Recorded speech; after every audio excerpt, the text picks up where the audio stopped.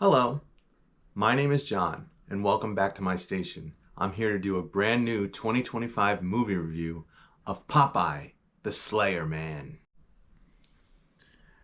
This movie is directed by Robert Michael Ryan. It was released straight to streaming in March of 2025. It's starring Angelica Reluccio, Elena Giuliano, Jason Robert, and Sarah Nicklin. The basic overview is friends find themselves in a fight for their lives when they sneak into an abandoned spinach factory to investigate the urban legend of the Sailor Man.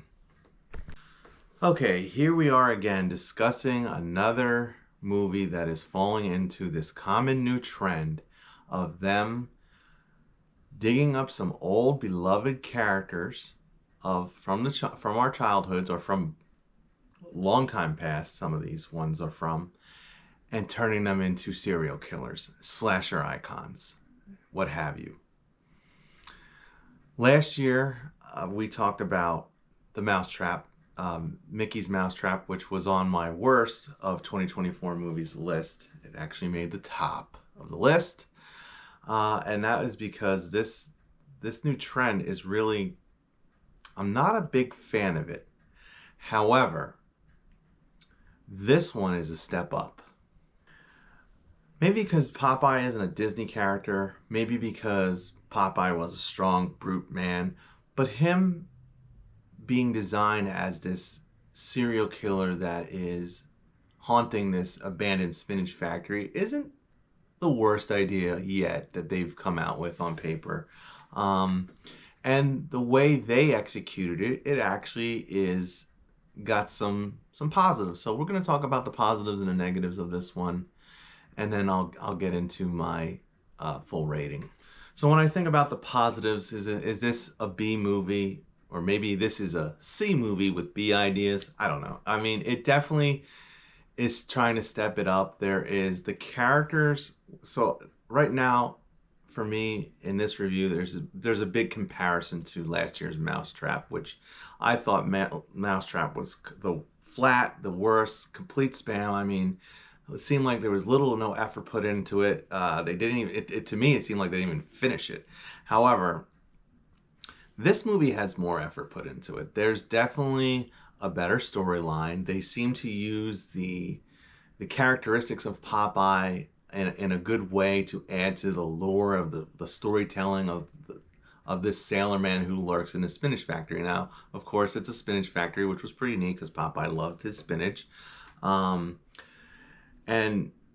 also there's this whole aspect of wherever the pipe smoke, whenever you smell the pipe smoke, Popeye is near. So the Sailor Man is near. They never really referred to him as Popeye. They always called him the Sailor Man. Even though this movie is called The Slayer Man, they still were calling him the Sailor Man.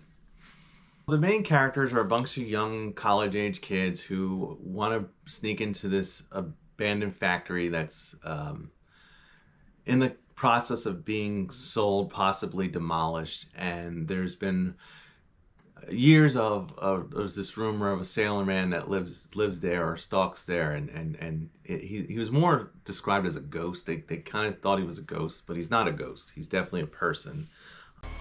The Sailor Man is real.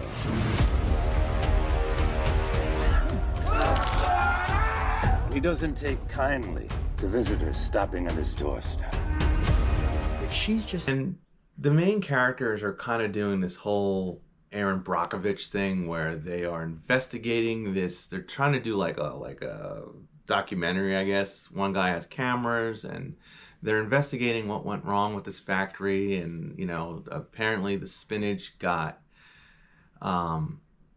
infected with some sort of disease and spread. It was, and I think that's what they're saying is what caused Popeye the Sailor Man in this movie to become the way he becomes. You know, he was infected by eating the spinach. It really was trying to have like more of a plot where Mousetrap had zero plot. So, I mean, this has a little bit of a plot going on. Is the plot great? No, it's what we've seen before. I mean, it literally is like Aaron Brockovich meets Friday the 13th, if I could say that in this one. Again, another movie blend. Compared to Mousetrap, the atmosphere is way better. Mousetrap was set in like a Chunky Cheese, and the characters were kind of really flat. Terrible acting in that one. This one, the characters are a step up from that. I'm not saying there's tremendous acting, but they're definitely, they kind of, I kept referring to them as like CW characters. Like characters that you'd see like on a CW TV show from back in the 1990s.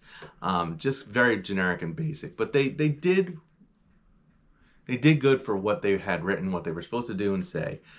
The Popeye design itself was pretty cool. It was pretty spot on. He was big, bulky, scary, luminous looking. I mean, of all these, you know, icons that they're recreating from cartoons, this was a better choice.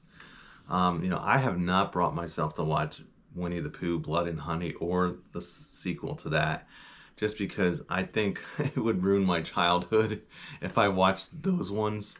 And they've had their chance in past, as far as I'm concerned. But some of these newer ones that are coming out, I'm going to give a chance. I still have Peter Pan on my radar. I may or may not watch that one throughout the year. But Popeye is probably the standout of all these so far. But it still falls flat. There still are some major negatives with this. So I'm going to get into the negatives as far as where this movie started to flop. So other than being extremely predictable, the story kind of, you kind of knew where it was going. The whole Aaron Brockovich thing, they're investigating like water and the plant having, you know, a disease in it and all that. So that, you know, that's where that kind of fits in. But then, you know, the kills are very basic or standard slasher kills, and some of the ones in the beginning were actually pretty gory, pretty neat. But where they messed up in some of these kills was there was a set of characters that they're escaping. They kept splitting up, which was so typical horror movie trope. That, you know, they were together, then they would split up into pairs and go off, and then of course someone would get killed by Popeye. Well, this one set of characters, usually the set of characters that is most likely you're waiting for them to die because they're kind of one of the most annoying ones in the movie. And this couple, they were a typical annoying couple, but where it fell flat on them and their death was this. Popeye didn't kill them, so the male of the duo couple like falls. They are kind of evading him, but he wasn't even near them when he dies. So like he literally falls, and then something else happens, and like pipes or whatever, something from the factory ended up killing him. And it was a great kill, but Popeye didn't kill him. So what's the point of having, you know, what was the point of that? You know, Popeye should be the killer. I mean, he's the slayer. That's like going to a Jason movie and someone else or something else kills one of the victims. It's silly.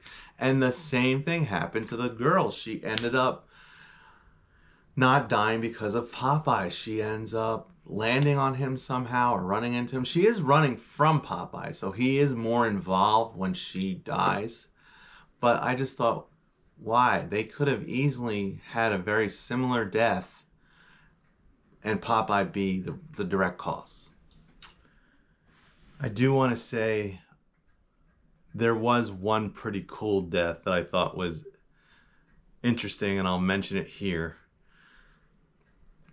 Popeye gets a hold of this giant anchor, and he's chasing one of the guys in the movie, and he literally drops the anchor on him, and it like crushes his head. And he says something like "anchors away." It was a little comical. So this definitely had some comical elements to it.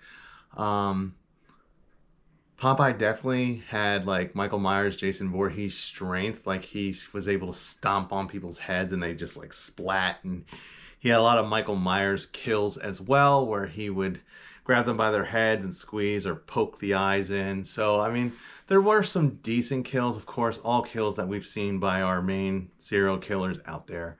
Other than the anchor kill, there wasn't too much original with the kill. I do want to get into one more death of another character, and this guy kept calling the CW version of...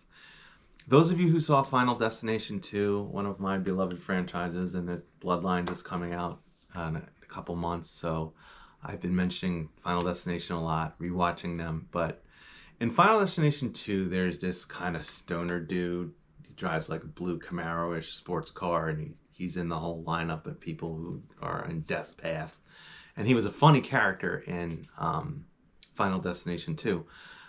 This guy, one of the stars, literally, I kept calling him the CW version of that guy.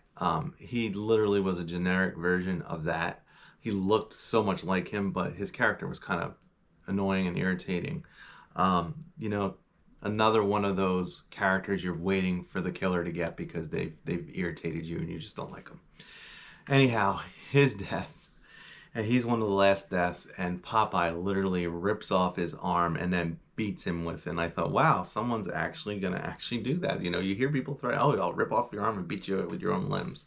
Oh, Popeye does that in this one. So I mean, again, when I think about this one, it's definitely a step up from Mousetrap, but it really is still, it still could have been executed a little bit better as far as where it was going. It had a decent idea, a decent subplot as well with it, and I think it just still falls short.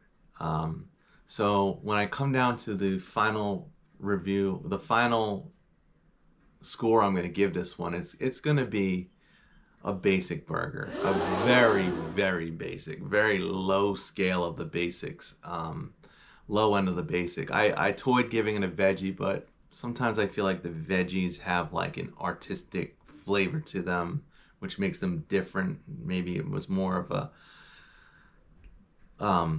different choice of taste in some things is why I would give something a veggie. And this wasn't just not my taste. I mean, it's a straight up slasher, so it's my taste. It just, it really falls to the execution, the way it's done. So at the end of the day, this one's a basic.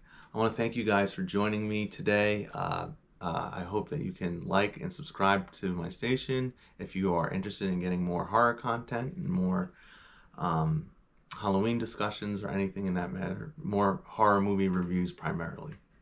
Thanks again. Bye.